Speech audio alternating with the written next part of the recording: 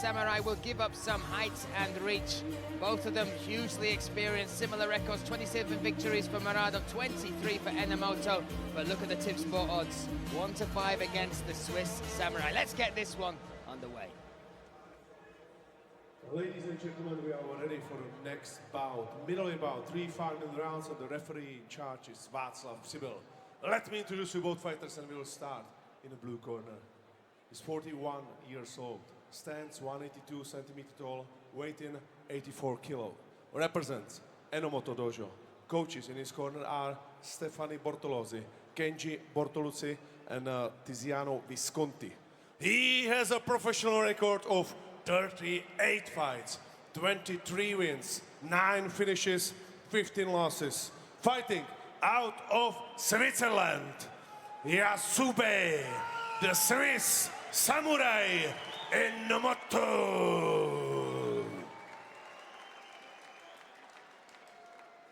Across the cage in the red corner, 35 years old, 190 centimeters tall, weight in 84.3. MMA Uncles and MMA Monster. Coaches in his corner are Petr Monster Kníže and Marek Jinsky. He has a professional record of 36 fights, 27 wins, 20 finishes, 1 no contest and 8 losses. Representing Neruda Cup team Tip Sport and fighting out of Uzbekistan, Mahmoud Muradov.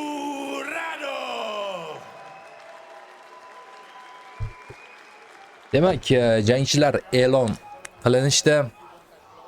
Hozir referi ularga qonun qoidalarini birin-ketin tushuntirib qo'ydi. Endi qisqacha qilib qonun qoidani bu yerda to'liq tushuntirishning iloji yo'q. Jangchilar albatta qonun qoidalarini yaxshi bilishadi. Ikkala jangchi ham 30 tadan ko'proq jang o'tkazgan professional karyerasida. Demak, birinchi raund boshlandi. Hurmat bilan boshlanyapti raund. Low kick bilan demak ilk zarbani ochib berdi Mahmud Murodov. Demak, mana shu jang oldidan Abduqodir Abdulvoris hozir biroz Abduqodir Abduvorisov, agar adashmagan bo'lsam, MMA jangchimizning nomi esimdan chiqib qoldi hozir. Abduqodir Abduvorisov bilan demak muloqot qilganimda aynan Enomoto bilan Tiger Muay Thai mashg'ulot zalida sparring o'tkazganman dedi. Unchalik ham katta baho bermadi Enomotoga.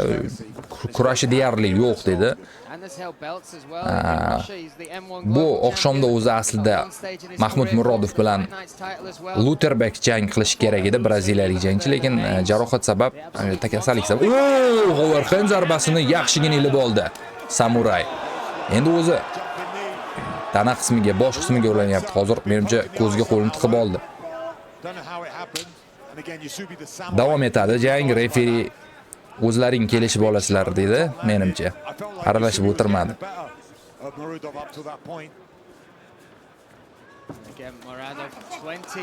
O'ng qo'l zarbasi aniq o'tyapti Mahmud Murodovdan.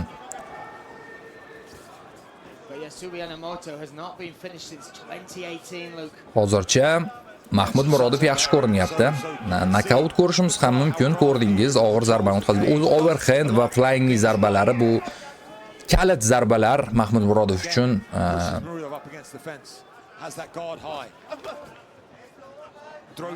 Ikkinchi raqamli bo'lib ishlamoqda hamyurtimiz. Birinchi raqamli jangchi bo'lib Enomoto oktagonni egallab olgan.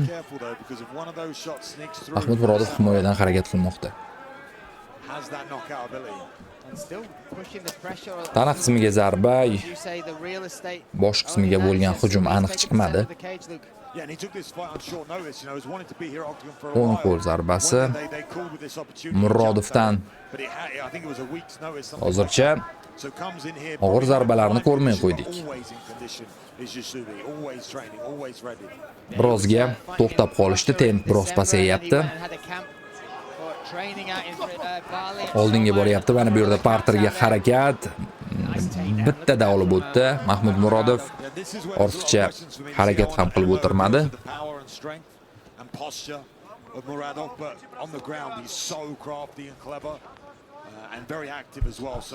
Hozircha nazoratni amalga oshirishga harakat qilmoqda. O'zi Murodov UFC'dan ketgandan so'ng bizga ko'pincha kurashini ko'rsatyapti. Octagon MMA'dagi birinchi jangida ham uni kurashini ko'rgandik. Kurash tushib, raqibni mag'lub qilgandi, 3 raund qiynab. Bu safar ham mana shunday ssenariyni ko'rish ehtimolimiz yo'q emas. But there was still a lot of danger and a lot of pressure from Yusubi, so putting an MMO on his back with a minute and 30 seconds remaining in this first round, very intelligent, high fight IQ. Bosh qismiga zarba Mahmuddan. Next to his name that he has. You see in the corner there, another legend of Czech MMA, Petr Monster Kanije. Those two have been together throughout the career of Nazoratni amallab turibdi. Hozircha zarbalar yo'q, lekin nazorat bor. Foot on the hip here from Enomoto, going to maybe try and work his legs up, but Muradov just bullying him here up against the fence. Iloji bo'lsa zarbalar ham qo'shish kerak. Taking To'g'risini aytaman, birinchi jang o'zi UFC'dan ketgandan so'ng birinchi jangga Mahmud Murodovni zerikarli o'tgan. Agar bu jang ham shunday o'tadigan bo'lsa, bilmadim, muxlislarni o'zi eski Mahmud Murodovni ko'rish umidlari biroz kamayib qolsa kerak. Endi albatta asosiysi g'alaba, lekin jangni odamlar miriqib ko'rish uchun tomosha qilishadi baribir. trying to pass round to the right side. Brazilian Jiu-Jitsu black belt, 6 submissions on his record. Hozircha zarbalar minimal darajada tana qismiga Around the world. yengil zarbalar yo'lladi Mahmud. Qo'yib yubormayapti Enomotoni. Muradov is something that's so hard to deal with in this weight class. O'ng qo'l zarbasi, mana endi hujum boshlanyapti. 10 seconds now left in round number 1. Bosh qismiga zarbalar beryapti. So'nggi 10 soniya. Endi risk qilsa ham bo'ladi. Bemalol turib zarbalar berishga harakat qilsa, lekin unday qilgani yo'q. Umuman turib ketib qo'ya qoldi. Ikkinchi raundda demak davom etadi. Hozircha tanaffus. Makes him feel uncomfortable. Muradov looking relaxed. Wanted to stay on this card again. There was talk, well, there is talk, obviously, of the potential fight between him and Kinsel in June at the Fortuna Arena. So when Yolton Lutabak came out, many people thought he'd want to come off the card, just take that fight, work towards that. But he was adamant he wanted to perform. He wanted to put this camp to the test here. And that says a lot about him as well, right? That's him as a competitor, where he is right now. He's not just looking for, you know, the marquee fights. He just wants to fight. Here's that right hand he landed.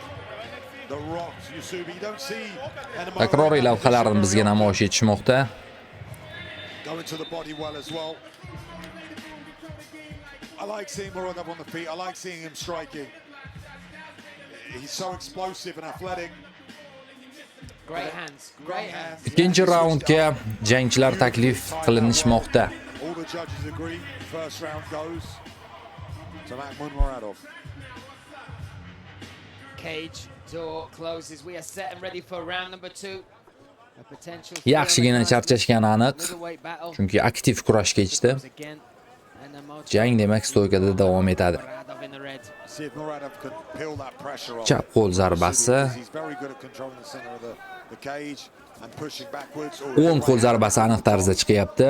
But I feel like Mahmuddan the defense of mana stoykada harakat qilsa ham bo'ladi. Even the way he Endi menimcha sliced balki forward, risk even the way he qilgisi shelled that kelmayotgan. elbow greeted Muradov as he stepped in as well.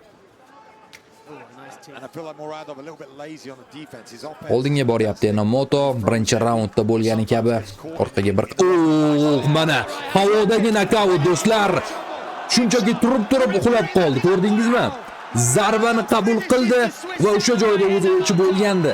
Shunchaki qolgani refleks bo'lib ketdi. Instinkt ishlab o'zi kurashga kirib ketib qoldi menimcha. O'zi ba'zi videolarda ko'rgan bo'lsangiz kerak, jangchilar nokaut bo'lib qolgandan keyin hakam bilan, referi bilan kurashib ketishadi.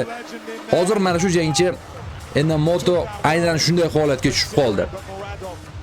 What a finish by him. Shunchaki ajoyib nokaut, ajoyib g'alaba hamyurtimizni Enomoto. karyerasidagi 28-g'alaba bilan tabriklaymiz. Shuningdek, o'zbek auditoriyasi, o'zbek muxlislarini ham.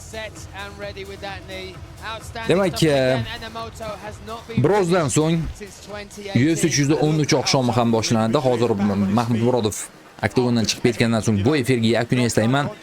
UFC 313 oqshomida barchangizni kutib qolaman. Boshidan oxirigacha o'zbek tilida sharhlab boraman. Qiziqarli janglar guvohi bo'lamiz. Bu esa Mahmud Murodovning sevgan yori. You know, put on a great performance, and again, getting a finish like that, that's a highlight reel. He needs a title shot next. If it's interrupt, he's got it. Listen, it's set. Bizga endi rasmiy e'lon qilib qo'ysa bo'lgani.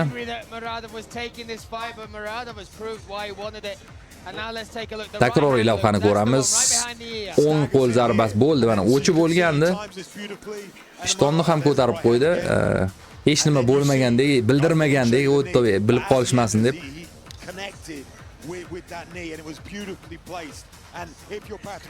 Qisqasi ajoyib g'alaba ko'rdi.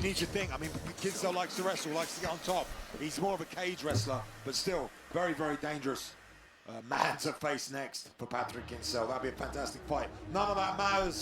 Second round, 40 seconds in, gets the finish, gets the knockout against the Swiss Samurai. Yeah, the Samurai. Zarbalar statistikasini ko'ryapsiz. 27 ta aniq zarbaga 5 ta zarba bilan javob bergan xolos Enomoto. What a performance from Muradov. From start to finish, that first round showed stuff on the feet, the grappling on the ground, and then clinical execution with that strike. The right hand right behind the Demak, endi e'lon qilib qo'yishsa, shu bilan efirga yakun yasab, UFC 313 oqshomini kutamiz. UFC 313 oqshomida ikkita jang bekor bo'ldi, shu sababdan biroz kechiktirilishi mumkin. Jang oqshomi yana o'z 4:30 dan 5:00 ga ko'chirilgan edi, adashmasam. Endi 5:30 ga ko'chirilishi ham mumkin. Endi 5:30 ga ko'chirilsa umuman olganda yomon bo'lmaydi men uchun. Og'zimni ham yopib olaman. Qulayroq bo'lardi. Demak, eshitamiz. Mahmud Murodov nokaut bilan g'alaba qozonyapti. Do'stlar, men demak, efirga yakun yasayman. Sizlar bilan Shohrux Abubakirov bo'ldi.